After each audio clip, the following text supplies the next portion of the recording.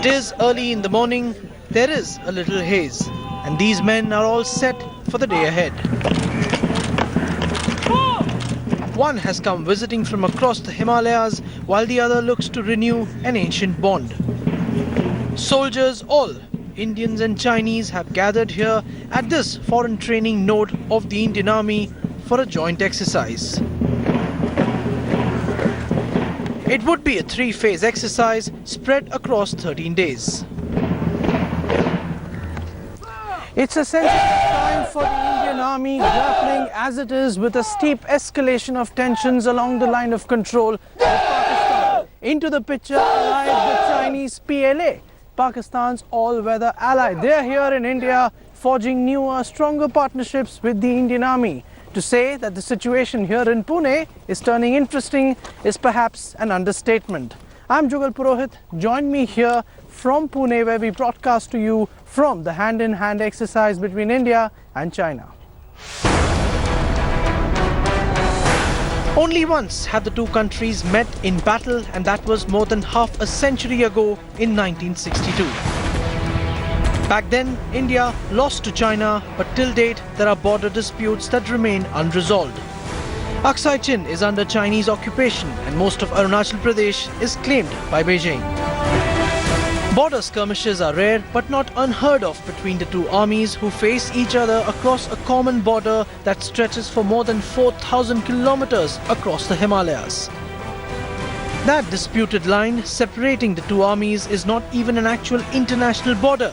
The LAC, or the line of actual control, is where India and China have agreed to nominally hold positions. Incursions by China in the upper reaches of Ladakh are a regular phenomenon.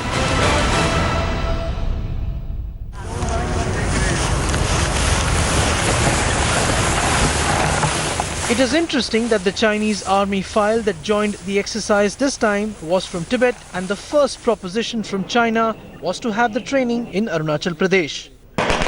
But India offered Pune instead, and that is where the two sides have been meeting each other in peace, getting to know the similarities and the differences that exist between the two armies of once hostile neighbors. For a senior post, like if you take the Tibet Military Command, which is on the other side of the Himalaya opposing the Indian forces, they have two officers, one commander and one political commissar. The difference also between the Indian Army and the PLA, that the Indian Army includes Jawan as well as officers from each and every part of India. That house, the search parties are getting now closer to the house. 那这我们这个房屋清剿，主要也就用1-2分钟左右。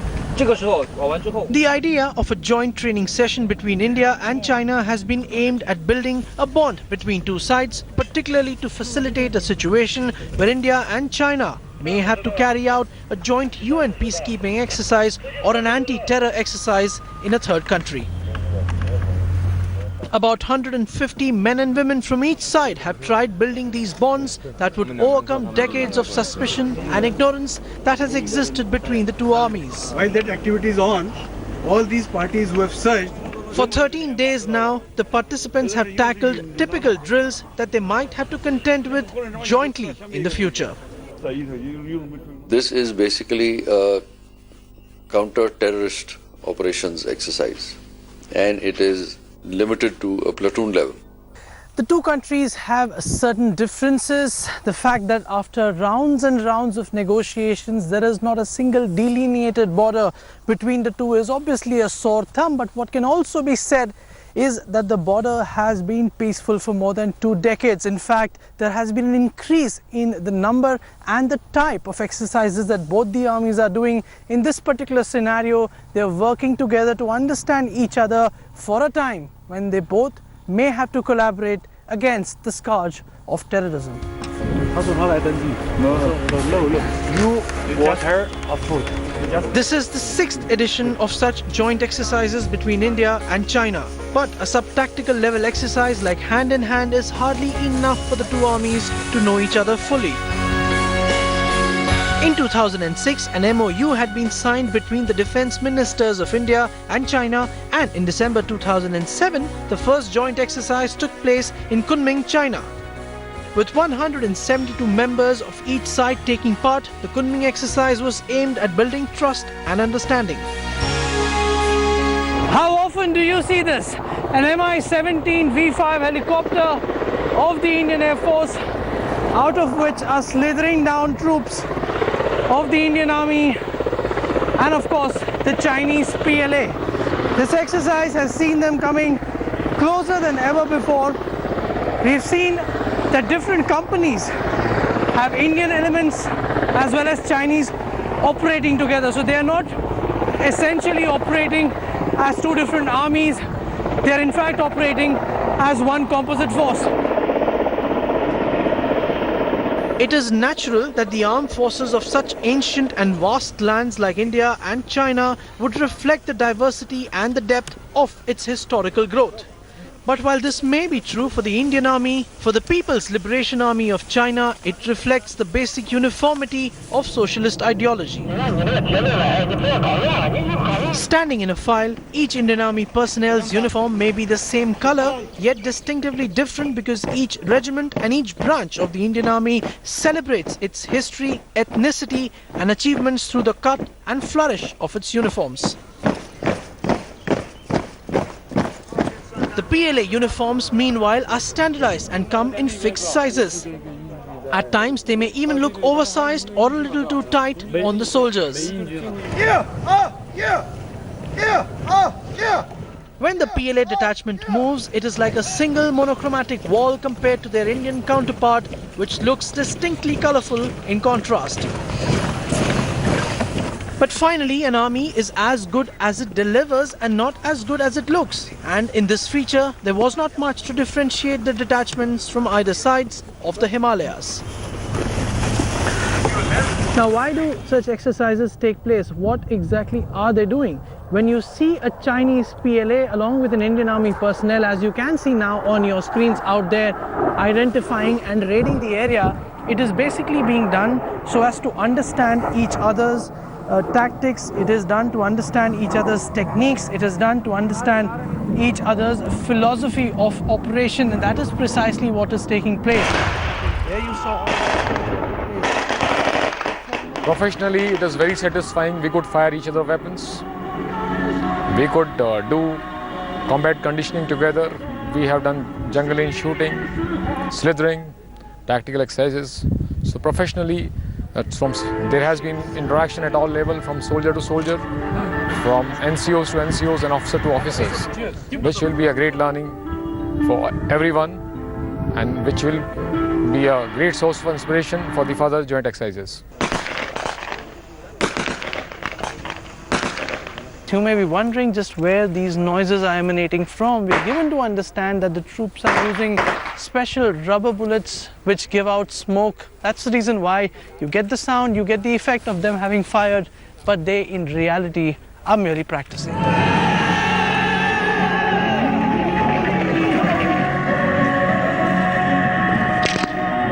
It's late in the night and the exercise is officially over, but the meticulousness of planning is such that it does not literally let you sleep. Behind me is the contingent of the PLA, the Chinese army, which is practicing late into night just so that its closing ceremony is perfect as perfect can be.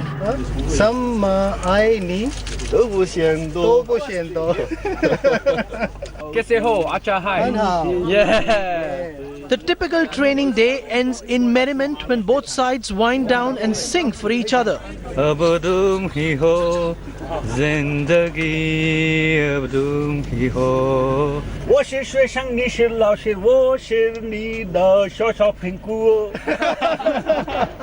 For these soldiers, while tomorrow may be another hard day at work, the evenings are all about laughter and camaraderie, where they try and breach the wall of culture, language and distance.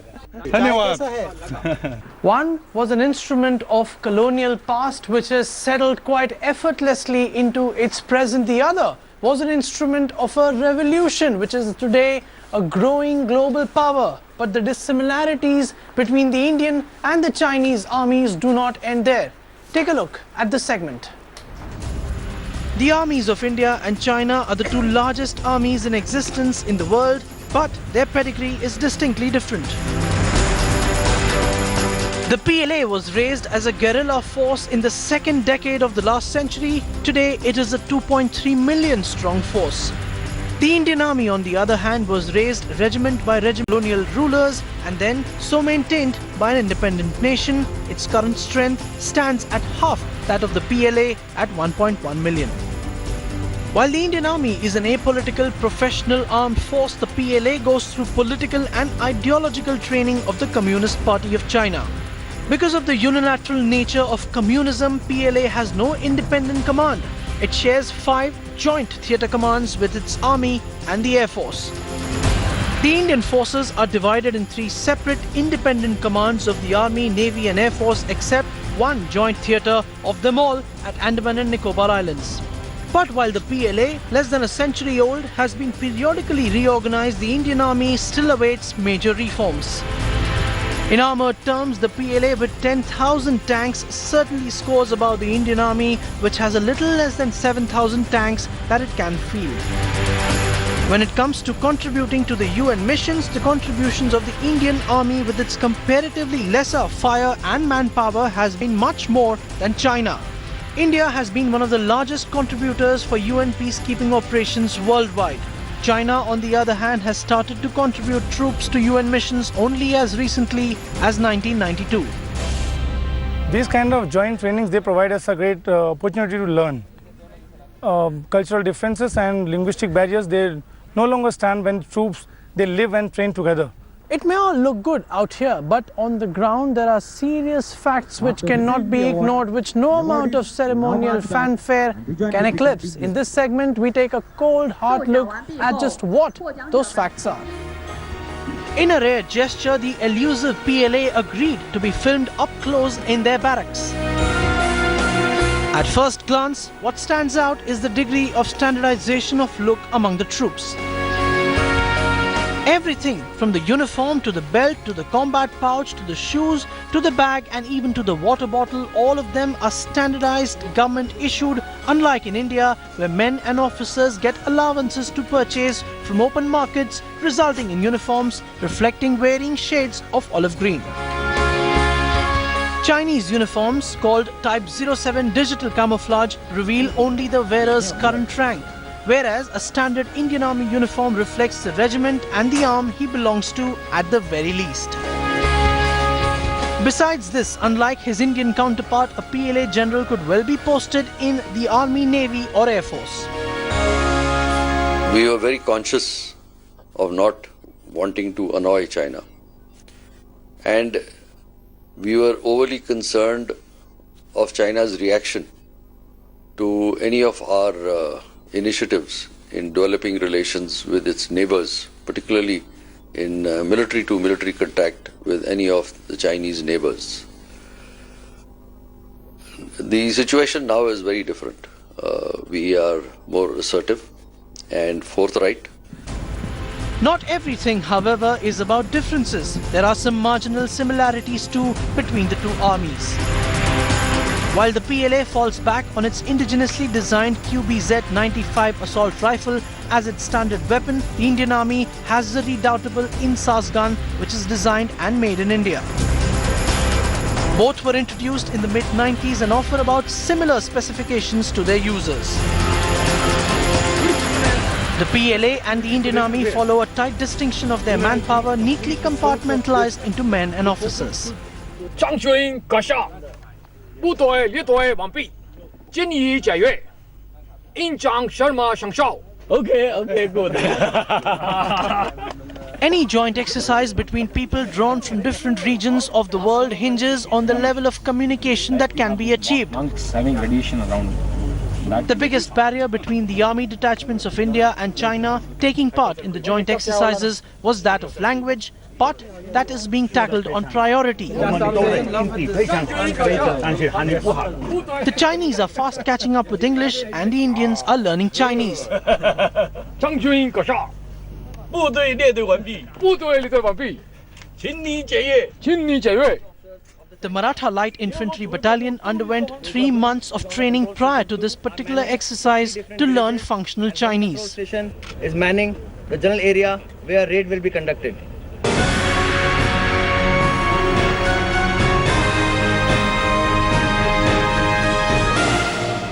By and large, McMahon line followed the crest line, which is the principle of a border in mountainous terrain. And Chinese were well aware of that, so were the Indians. There were a few places where there was a difference of perception, So it was not that the whole border was disputed, but unfortunately the Chinese said that McMahon line is an imperial legacy which has been thrust on them. On the 20th day of October 1962, the 3 regiments of Chinese troops mounted a blistering attack along the southern bank of the Namkachu River. On the 22nd, the Chinese attacked Walong on the McMahon line. After some resistance by the Indian counter-fire, sheer numbers overwhelmed the Indian position. Crossing the Vemula Pass, the Chinese troops mounted a 3-pronged attack on Tawang. Woefully under-equipped, undermanned, the Indian Army formations offered no resistance. We were sitting without any heavy weapons, and Chinese were there with all their weapons, and their ammunition was endless. They came in a strength of 2,007 people across the Thagla Ridge, which we counted, sitting on the other side of Namkachu. In 3 days, the Nefa was gone. The Chinese were in control, but the east was only one side of a terrifying campaign. There was also Ladakh. The situation in Ladakh's Aksai Chin was infinitely worse. Although disputed, it was already almost entirely under the Chinese control. On October the 20th, Chinese forces opened up their battle in the western sector with assaults in the Chipchap Valley, Galwan and Pangongso Lake. The Indian Army suffered huge casualties as the Chinese mounted a string of attacks throughout the western sector. On October the 24th, the war abruptly ceased and there was little or no fighting on for 3 full weeks. Had we had the intention of fighting, because neither Prime Minister nor the Defence Minister would ever agree that the Chinese will attack India. They thought Chinese will never attack. We can do what we like. After 4 days of crushing battle, the Chinese Premier Zhou Enlai wrote to the Indian Prime Minister proposing 4 things.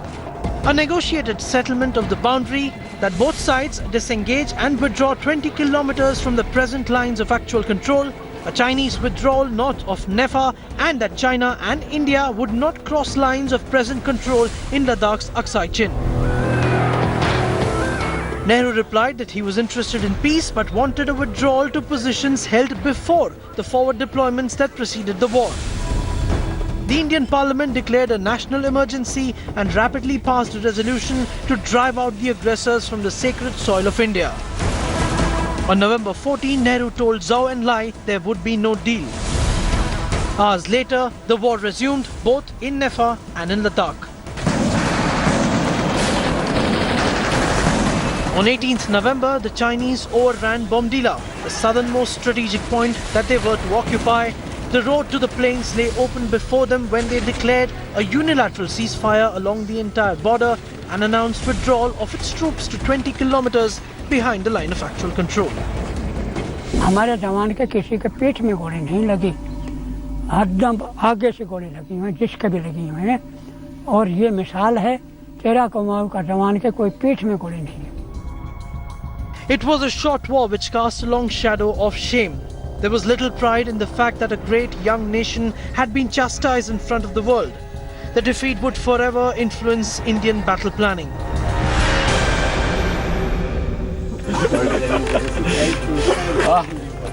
But today, half a century after they were adversaries on the battlefield, the contingents from India and China meet to further a sense of being global citizens. And what better a way to foster bonhomie than a snatch of a popular song sung in unison.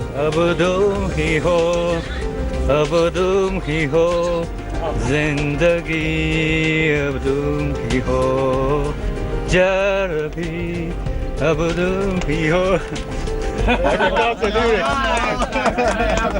Good late. Namaste.